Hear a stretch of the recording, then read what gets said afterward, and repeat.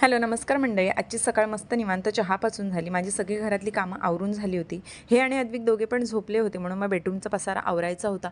Windows वगैरे open केल्या ना की आवाज थोडा जरी झाला तरी अद्विक उठला जातो, मग माझी कामांचा गोंधळ होतो. म्हणून मग मी विंडोज वगैरे ते लोक उठल्यानंतरच ओपन करते.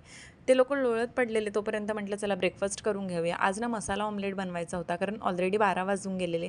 मग जास्त हेवी ब्रेकफास्ट झाला ना की जेवणाचा ताल जातो. सो हे कांदा टमॅटोमध्ये ना मी मसाला हळद मीठ टाकून घेते, कारण मग आपण अंड फोडून अंड्यामध्ये टाकलं ना की मग त्याचे गठ्ठे गठ्ठे होतात आणि मग खाताना ना ते तोंडात दाताखाली येतं, मग ते चांगलं नाही वाटत. अंड्याचं मी बनवून ठेवलेलं, म्हटलं हे फ्रेश होत आहे तोपर्यंत बेडरूमचा पसारा आवरून घेऊयात, मग गरम गरम ऑमलेट काढूयात.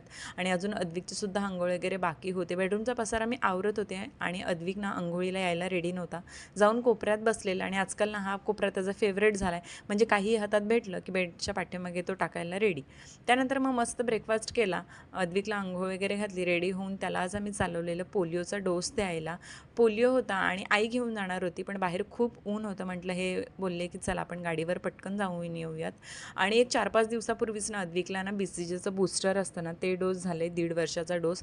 त्याच्यामुळे त्याला भीती निर्माण झाली. त्याला असं वाटलं आजसुद्धा त्याला इंजेक्शन्स देतील का काय, म्हणून तो खूप रडत होता. सो फायनली त्याला पोलिओ दिला आणि त्यानंतर मग रडत होता, म्हणून म्हटलं चला समोरच छोटंसं गार्डन होतं, तिथे मग त्याला खेळायला नेलं. तसं पण अद्विकला मग आम्ही सुट्टीशिवाय दुसरं कुठं नेत नाही. त्याचं बाबा खाली आणतातच त्याला फिरायला, पण मग गाड्या वगैरे असतात ना, म्हणून मग त्याला जास्त आम्ही खाली सोडत नाहीत, भीती वाटते. सो इकडे मस्त गार्डनमध्ये त्याला खेळवत होतं.